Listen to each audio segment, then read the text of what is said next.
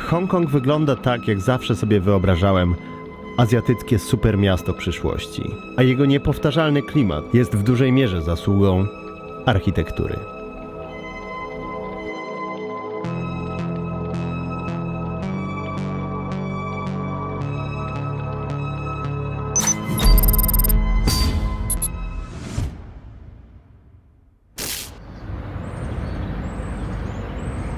Hongkong jest bardzo niezwykle wyglądającym miastem. Krajobraz Hongkongu jest inny niż jakiegokolwiek miasta na świecie. A duża część tego wizualnego efektu Hongkongu wynika z jego bardzo specyficznej architektury. Dlatego poprosiłem Michała. Hej, nazywam się Michał, jestem architektem, pracuję w Hongkongu od 2 lat. Wcześniej skończyłem architekturę na Uniwersytecie Technicznym w Delft i pracuję tutaj w firmie, która zajmuje się projektowaniem dużych obiektów usługowych, komercyjnych i biurowych, głównie w kontynentalnych Chinach, ale także w całej Azji i krajach arabskich.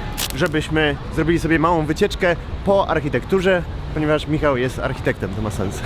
No i nagramy parę fajnych miejsc dzisiaj, pokażemy wam Hongkong z różnej perspektywy. Zapraszam.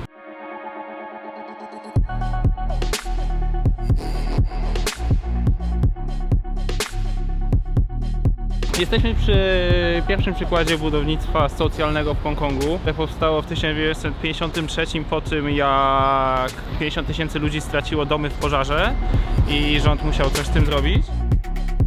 Pokoje były bardzo małe, miały około 9 m2 i na tych mieszkaniach żyły całe rodziny, a na dachu była szkoła dla dzieci. Po pewnym czasie bardziej obrotni mieszkańcy przerobili parter na usługi i zaczęli tam prowadzić swoje biznesy. Budownictwo socjalne jest ogólnie ewenementem Hongkongu, bo mieszka w nim prawie połowa ludności. Są to budynki, które są częściowo finansowane przez rząd, co jest z nich albo niższy czynsz, albo można dostać kredytowanie na znacznie bardziej preferencyjnych warunkach. Czyli to są te takie wszystkie budynki, które wydają się takie powtarzalne, tak? W sensie te takie znany widok w Hongkongu, że masz taki rytm, w ogóle pięter i tak dalej. Tak naprawdę jest 15 typów tych budynków w całym Hongkongu i one są replikowane. No ja zawsze tak o Hongkongu mówiłem, że to jest taki copy-paste, jak wiesz, taki jakby ktoś w Photoshopie to zrobił, czyli to faktycznie tak jest, tylko pod względem architektonicznym. Ten sam budynek jest zbudowany po prostu kilka razy. Dokładnie, przez to jest szybciej i taniej i można szybciej ludziom zapewnić mieszkania, a obecnie czas oczekiwania na takie mieszkanie, które można dostać na preferowanych warunkach, nadal wynosi ponad 5 lat.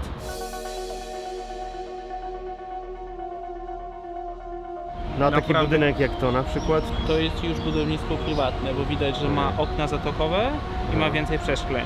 No mnie bardzo fascynują w Hongkongu właśnie takie budynki jak ten, gdzie one są masakrycznie wysokie, a jednocześnie bardzo cienkie, w sensie jak takie bambusy wyglądają trochę. No to wynika z tego, że działki, które uzyskuje inwestor, są małe. Kupuje budynek istniejący 5-6 kondygnacyjny, burzy go i buduje w tym miejscu coś, co ma 40, 50, 80 pięter. Przez długi czas w Hongkongu było takie prawo, które nakazywało w każdym budynku mieć 2 klatki schodowe, 2 klatki ewakuacyjne. Gdyby jedna została zablokowana przez pożar, żeby można było się ewakuować tą drugą. Aha. Z tym, że przy tak małych obrysach budynków czasami dochodzi do takich absurdów, gdzie klatki schodowe zajmują więcej miejsca niż same mieszkania. No tutaj w Hongkongu też jest tak, że taką jednostką miejską jest estate, czyli taki odpowiednik naszego osiedla mniej więcej? Tak. Tu też jest tak, że jeżeli inwestor kupuje już jakąś działkę, to zazwyczaj nie buduje jednego budynku, tylko buduje ich od razu 15. W tym zapewnia szkołę, zapewnia usługi, zapewnia przestrzenie rekreacyjne dla mieszkańców, jakieś parki i tak dalej. I to wszystko wtedy tworzy tak zwane estate, czyli osiedla. W sumie z tego wynika duża ta fotogeniczność Hongkongu, bo przez to, że one są właśnie powtarzalne, to jednocześnie dla oka są bardzo ciekawe i charakterystyczne. Najciekawsza jest ich powtarzalność, ale co jest typowo hongkońskie, to są wszystkie tak zwane nocze, czyli te miejsca, gdzie mamy wgłębienie w budynku i one są po pierwsze, żeby doświetlić przestrzenie, które nie byłyby doświetlone, ale co najbardziej interesujące, tymi noszami są puszczone wszystkie instalacje, które tutaj ze względu na klimat, który jest klimatem ciepłym, nie trzeba tego izolować i nie trzeba tego prowadzić wewnątrz ściany albo wewnątrz budynku. Aha, dlatego elewacje są takie, mają tak wizualnie dużo nadziubdziane jest na tych budynkach. Tak się zawsze, dużo no. dzieje. W Hongkongu nietypową rzeczą są rusztowania, ponieważ są one bambusowe i są wiązane szybko z łączkami plastikowymi i tak można nawet dostać się na jakieś następne piętro. Przez to wydaje mi się praca na budowie w Hongkongu jest taka no dość mocno specyficzna, nie? Bo elementem pracy jest wspinanie się po tych bambusach. Bardzo często widzimy jakichś pracowników dyndających na Tak, bambusowych dokładnie. tyczkach. Bardzo często pracownicy muszą najpierw wspiąć się po tym, niczym Jakiś Spider-Man. parkour albo Spider-Man, ułożyć to i spiąć to rusztowanie i dopiero potem zacząć pracę.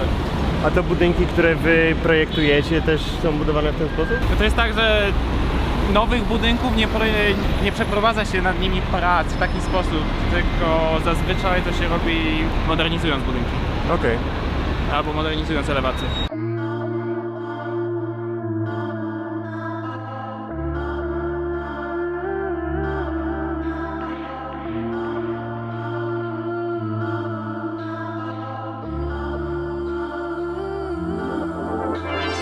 Fu Cheng Estate, zbudowany w latach 2000 kompleks obiektów socjalnych, mieszkaniowych. Fu znaczy bogactwo, Cheng znaczy dobrobyt. Jak widać. Zbliżamy się do Olympian Estate, to jest już budownictwo prywatne, jak widać jest znacznie więcej przeszkleń i ogólnie metraże są znacznie większe. Jest to zbudowane przez korporację MTR, która jest MTR, firmą, czyli która metro. buduje metro i obsługuje w Hongkongu. I ona dostaje grunt na preferencyjnych warunkach. Na tym gruncie robi stację metra, powyżej stacji metra robi centrum handlowe, a powyżej buduje mieszkania i ze sprzedaży tych mieszkań finansuje rozbudowę dalszej części metra.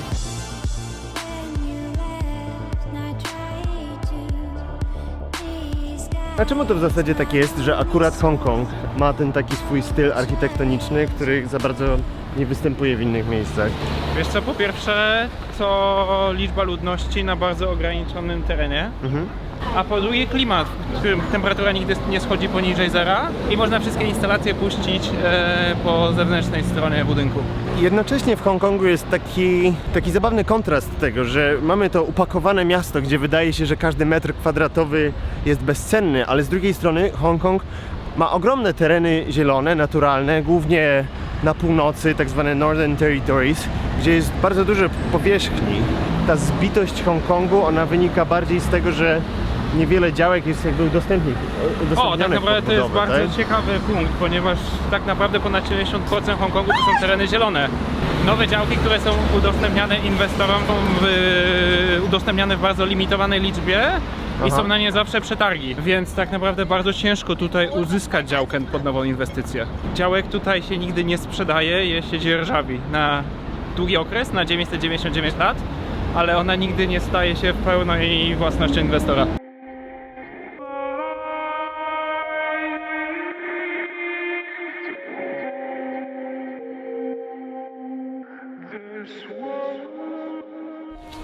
Przejechaliśmy taksówką do Ripples Bay, to jest plażowy kurort na południu Hongkongu, a przyjechaliśmy tutaj, bo panorama widoczna stąd zilustruje nam inny ważny punkt architektury w Hongkongu, czyli Feng Shui. Feng Shui, czyli dosłownie wiatr i woda, czyli starożytna chińska praktyka dostosowywania budynków i obiektów, aby przyciągnąć szczęście i odpędzać nieszczęście. Inaczej mówiąc, intuicyjna sztuka zrozumienia energii poszczególnych składników, której celem jest harmonia i balans. W Feng Shui tak naprawdę chodzi o energię Chai, czyli energię szczęścia i powodzenia, którą trzeba dobrze ukierunkować. Hongkong to miasto ukształtowane przez Feng Shui i między innymi niektóre zasady, które muszą być utrzymane, to ukierunkowanie budynków w stronę wody.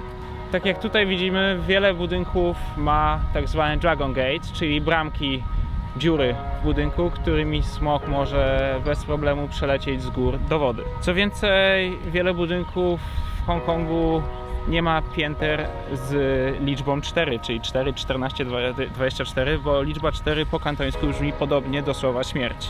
No a czy myślisz, że Feng Shui jako taki zestaw praktyk, czy to pod względem architektury myślisz, to ma sens tak architektonicznie, czy to raczej są... Ja osobiście uważam, że wiele decyzji jest niezrozumiałych, są jego pozytywne wpływy, ale często prowadzi to do sytuacji, kiedy trzeba coś zmieniać tylko ze względu na niewytłumaczalne tak naprawdę zdrowym rozsądkiem zasady i ich interpretacje przez Feng Shui Masters. W Hongkongu, a także w Chinach popularną praktyką jest konsultowanie projektów z tak zwanym Feng Shui Master, który ocenia, czy dany projekt jest zgodny z zasadami Feng Shui, czy nie. Tak naprawdę wiele decyzji nie da się rozsądnie wytłumaczyć.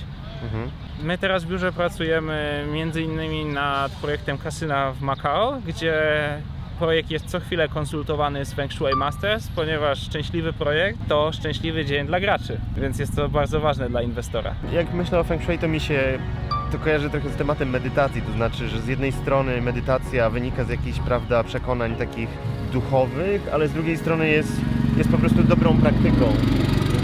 Medytacja działa na zasadzie takiej... Znaczy w założeniu to ma wprowadzać balans i harmonię, tylko czasem jest to kosztem funkcjonalności projektu, więc jeżeli chodzi o jego wpływ na architekturę, uważam, że często jest on bardziej negatywny niż pozytywny. Okej. Ewenementem Hongkongu jest to, że rząd hongkoński wypłaca ludziom odszkodowanie, jeżeli jakiś nowy budynek źle wpływa na ich odczuwanie Feng Shui. I to są dość duże kwoty. Od 2011 do 2016 roku rząd hongkoński wypłacił ponad $1 milion amerykańskich odszkodowań. Ciekawe to jest, że z jednej strony Hongkong jest takim na maksa kapitalistycznym, w ogóle wolnorynkowym układem, gdzie jakby ta skuteczność i biznes i pieniądze są najważniejsze, a jednocześnie te takie przekonania tego typu wywierają tak silny wpływ na strukturę miasta. Także w Hongkongu ta tradycja przetrwała przez lata, w odróżnieniu od Chin kontynentalnych, gdzie podczas rewolucji kulturalnej starano się wszystkie te założenia i te wszystkie ludzi wierzenia zrównać tak naprawdę do zera i się ich pozbyć. Cholerni architekci jeszcze potrafią ładnie rysować. Patrzcie, jakie ładne notatki Michał zrobił do naszego filmu dzisiejszego. To jest najładniejszy storyboard, jaki miałem na filmie swoim.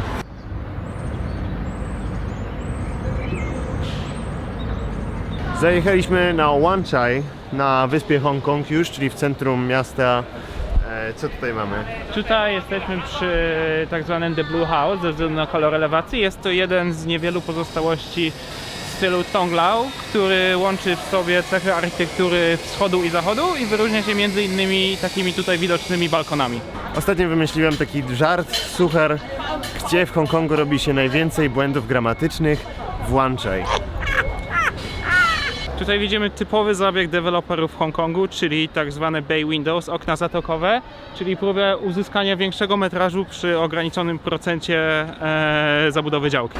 Powierzchnia tych okien nie jest liczona do procentu zagospodarowania terenu, przez co deweloper może uzyskać większy metraż, sprzedać go i zbudować więcej niż tak naprawdę jest pozwolone prawnie. To ja to powiem na chłopski rozum, wystają okna z budynku. Wystają. I można za nie wziąć więcej kasy.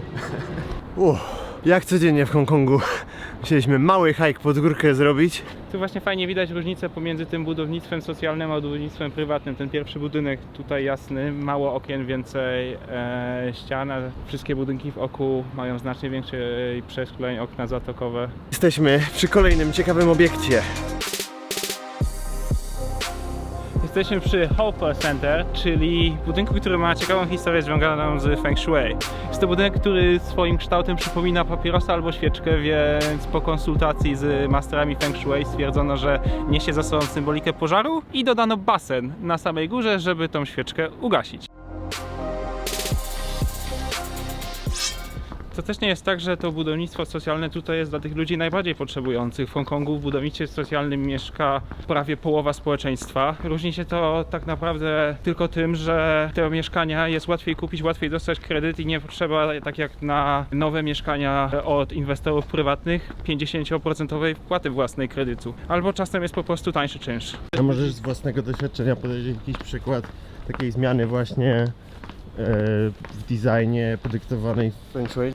Na przykład projektowaliśmy kolumny podpierające zadaszenie wejścia, które były bardzo funkcjonalne, fajnie działały z całą sylwetką, z bryłą i się okazało, że według konsultanta Feng Shui niosą ze sobą złą symbolikę i trzeba było to przeprojektować na coś, co już tak fajnie nie wyglądało. Wiązało ze sobą wiele innych ograniczeń konstrukcyjnych, ale było bardziej szczęśliwe.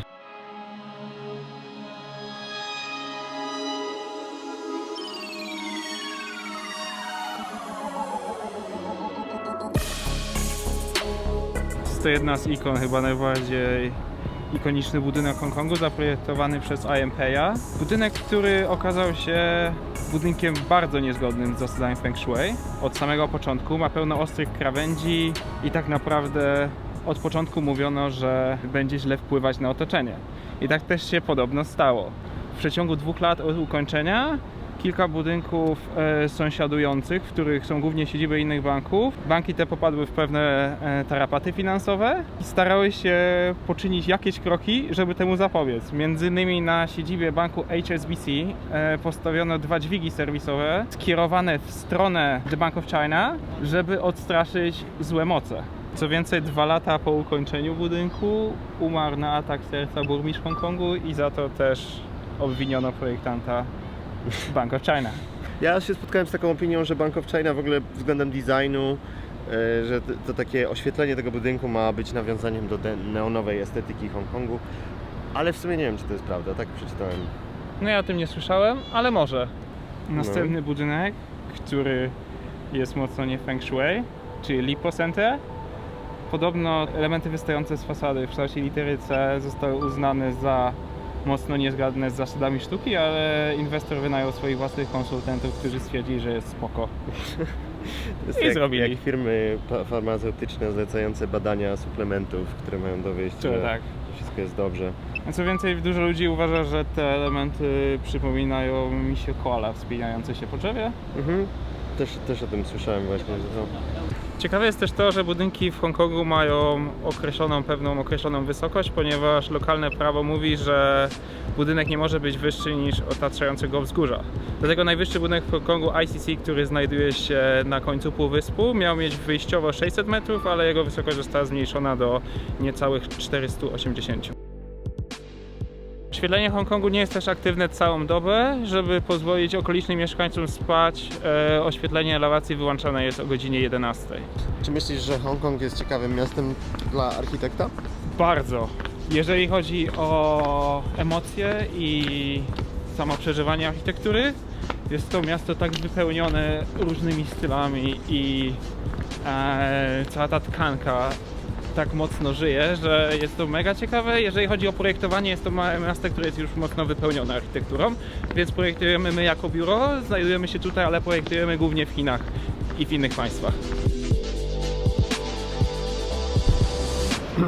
Dobrze, to był spacer architektoniczny po Hongkongu. Tutaj jest dużo więcej ciekawych historii związanych z różnymi obiektami i moglibyśmy to ciągnąć bardzo długo, ale bez sensu.